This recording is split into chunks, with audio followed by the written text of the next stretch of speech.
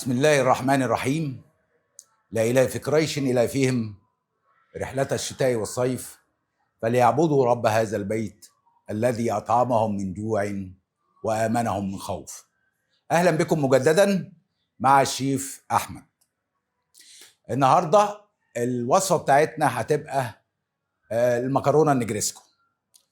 المكرونة النجريسكو بتتكون أساسا من المكرونة الشرايط الفوتوتشينو أو المكرونة الاسباجيتي. الحشوة بتاعتها بتتكون من الفراخ، هنقطعها دلوقتي بطريقة ظريفة مع بعض، ومعانا أساسي مشروم، فلفل ألوان، فلفل أخضر، بصل، خليط من الجبنات وزيتون. نبتدي نجهز الفراخ. أولا نشيل الدهون الزيادة وإحنا منضفينها كده تمام قوي. نبتدي نشرحها أتخن شوية من الفراخ البانيه. أنا بحب الفراخ تبقى باينة في المكرونة، وعشان كده مش هنقطعها شرايط كده صغيرة، ولكن هنقطعها أكبر شوية أو أتخن شوية. بنحط شرايح كده فوق بعضها، بنديها من النص طولي كده، وبعدين ممكن بالورب شوية.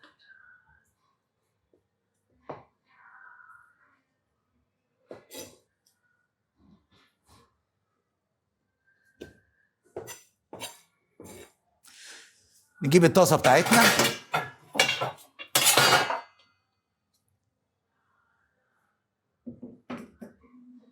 هنقطع مكعبات زبدة.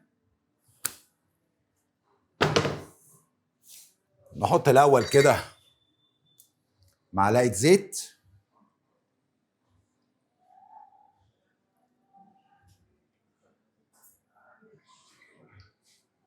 معلقة كبيرة زيت،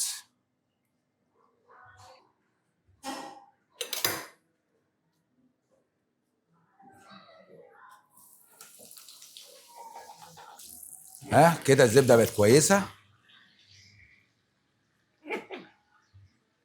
نضيف الفراخ لأن أنا بحب الفراخ تاخد تحميرة خفيفة كده، تبقى لونها ذهبي لسببين. أولا بيطلع طعمها أحلى، ثانيا بتبقى جوسي لأن أنت كتمتي المسام بتاعت الفراخ بالتحميرة دي. ونسيب الفراخ كده ما نقلبهاش لفترة. بعد ما الفراخ خدت اللون الذهبي ده بقت جميلة قوي كده، نبتدي نتبل بقى. سنة صغيرة قوي حبهان مطحون، طبعا الملح بتاعنا حسب الحاجة والرغبة، فلفل اسود ده الاساسي، فلفل اسود والملح. زودنا بس سنة حبهان مطحون، ونزود سنة بهار فراخ، وكده تبقى تمام.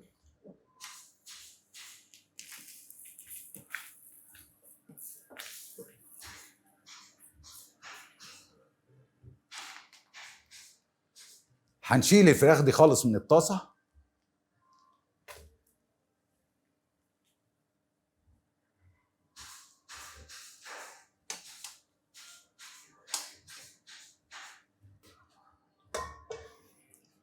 وفي نفس الطاسة بالزبدة والزيت اللي فيها هنبتدي نحط البصل.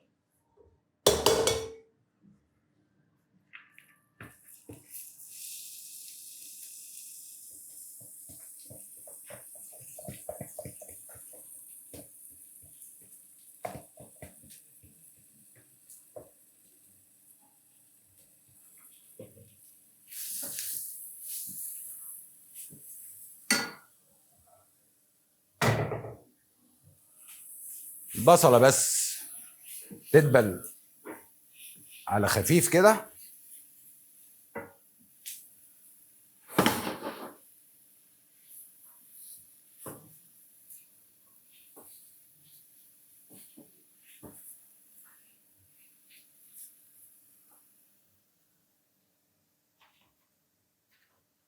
هنبتدي نحط يعني فصين توم.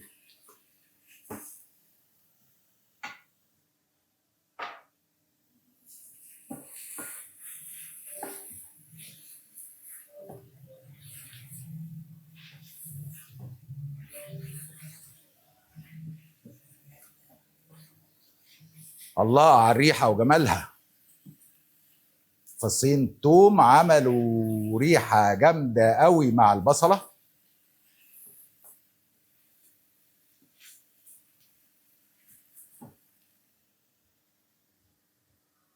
نبتدي نحط الفلفل الأخضر.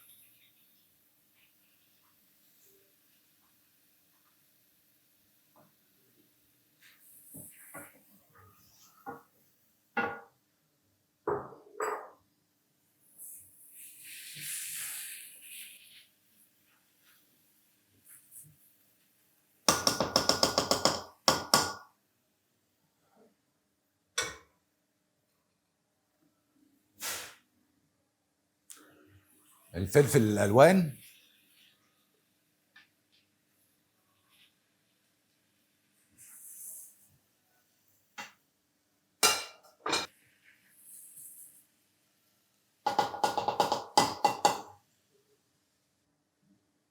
تتبيلة خفيفة كده، سنة ملح صغيرة.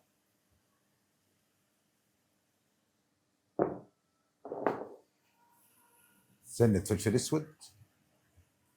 طبعا نجرسكو بتحب جدا الفلفل الاسود. الفلفل الاسود اساسي جدا مع النجرسكو، وبيخلي طعمها جامد قوي. حلو قوي المكونات كده.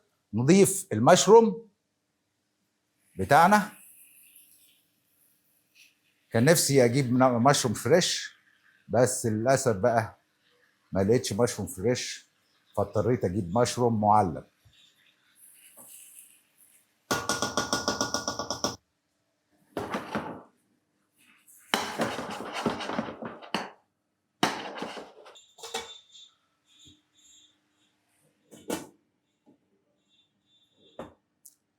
طبعا الزيتون ما بنحطوش غير في الاخر خالص عشان ما يمررش الخلطة. كده الخلطة بتاعتنا بقت تمام. نحط الزيتون الاسود.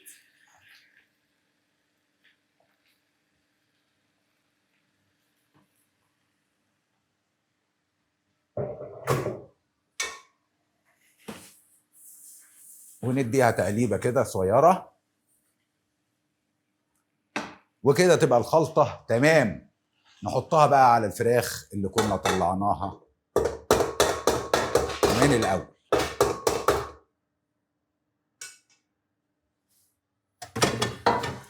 يبقى عندنا كده دي الخلطة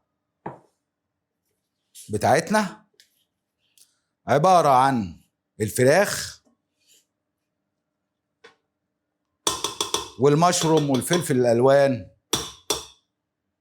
والزيتون، وكده تبقى جاهزة على الشغل.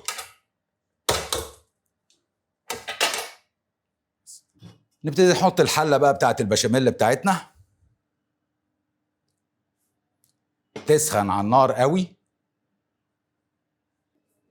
طبعا معلقتين زيت او معلقة كبيرة ونص كده حسب كمية البشاميل اللي احنا هنعملها.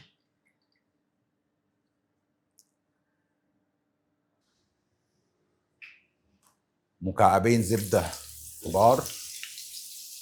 طبعا الزبدة سخنة قوي، ولازم يكون الدقيق قد الزبدة، قد المادة الدهنية. 4 معالق دقيق كبار، ونقلبهم تقليبة كويسة.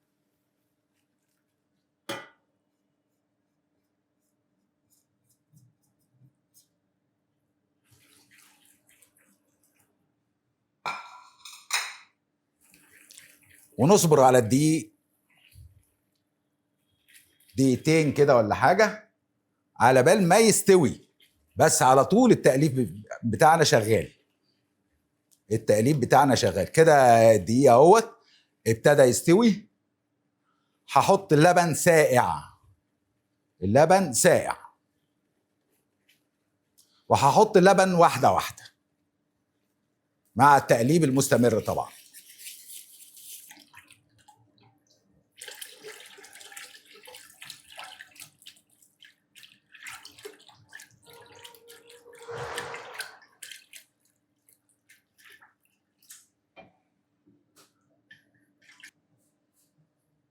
ممكن ازود سنه ميه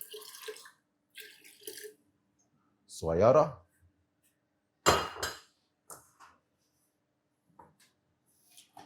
وبرضه نقلب على طول. طبعا هنضيف على البشاميل كريمه لباني،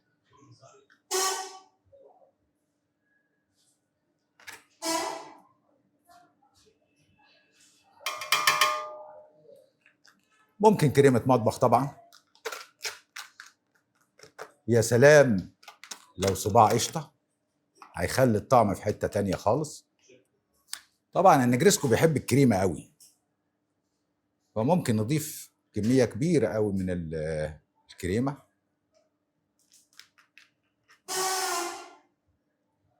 كده عادلنا او اكتر من كوبايتين كريمه مطبخ.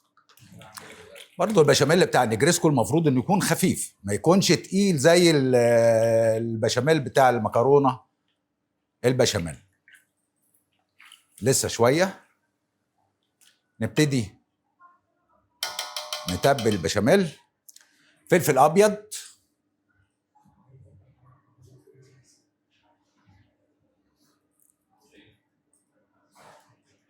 كده حلو قوي.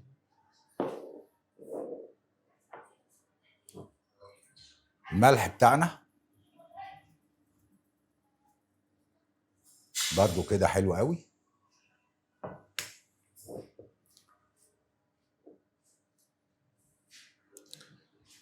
سنه صغيره قوي جوز الطيب، سنه، ويستمر التقليب.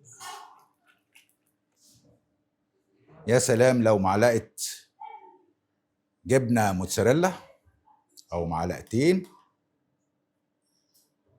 ودي موتزاريلا حيواني مش نباتي.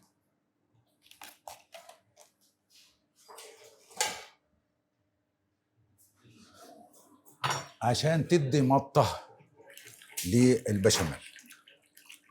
ده كده القوام المظبوط بتاع النجريسكو، بتاع البشاميل بتاع النجريسكو.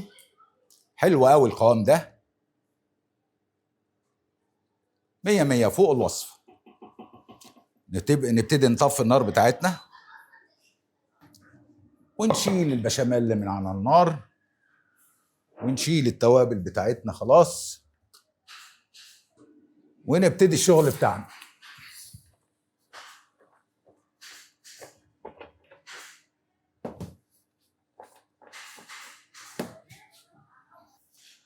مش من انصار ان انا احط طبقات، انا هخلط الخلطه كلها مع بعضيها ونحط على طول.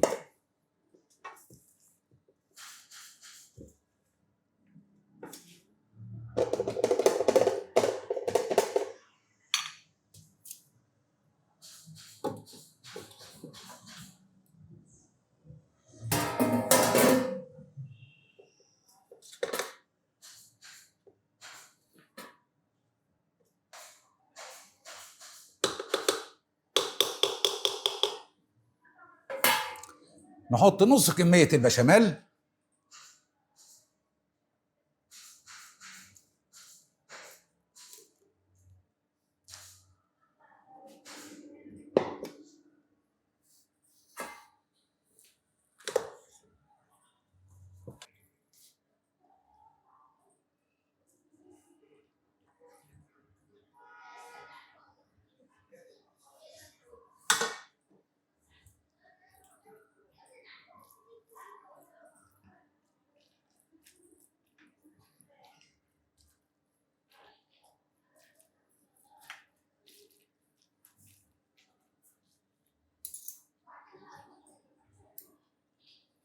كده تمام وزي الفل.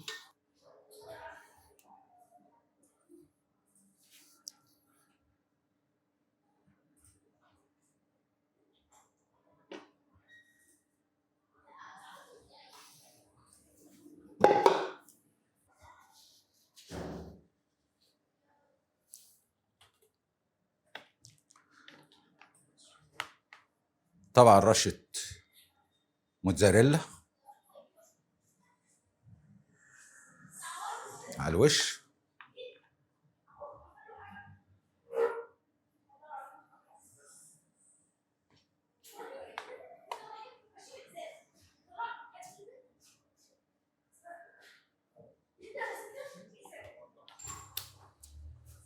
وكده احنا مجهزين الفرن بتاعنا، حرارته عالية على أعلى درجة، تقريبا 200 درجة.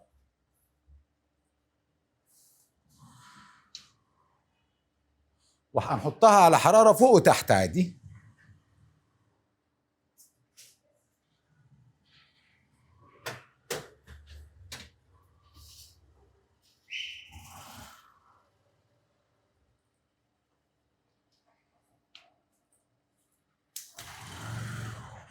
مش هتطول كتير، من ربع ساعة لتلت ساعة هتكون 100 100. دلوقتي بقى هنشوف النجريسكو بعد ما استوت بقت زي الفل. طلعها من الفرن كده.